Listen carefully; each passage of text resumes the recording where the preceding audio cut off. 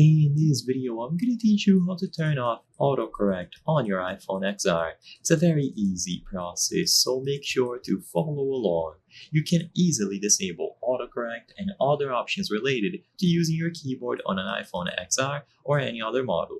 All of these can be found within the general settings of your device. So to disable autocorrect, go into the settings and look for the general category. So usually it is going to be close to the top.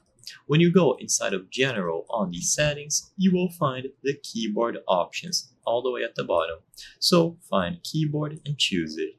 Inside of the keyboard settings, you will be able to manage how many keyboards you have, but the most important part is going to be available here under all keyboards. Auto capitalization and auto correction. If all you want to do is disable auto correction, then turn this option off, and upon doing this, auto correction will be successfully turned off. This is going to apply for every single application, whenever you text a friend, whenever you are typing on Google, whenever you are playing a game, whatever you are doing, auto correction will not go into play.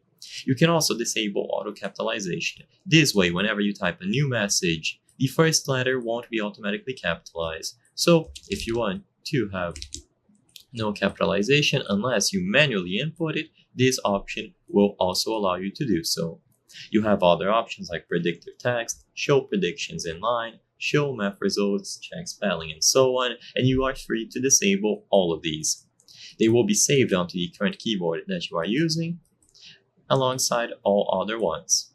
So these options are going to change for all keyboards. If you have multiple keyboards set up, you can swap between them at the top, but I assume most people won't bother with creating new ones. So as long as you enable or disable the option, you are good to go.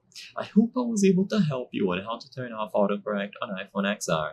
If this video helped you, please be sure to leave a like and subscribe for more very easy tips. Thank you for watching.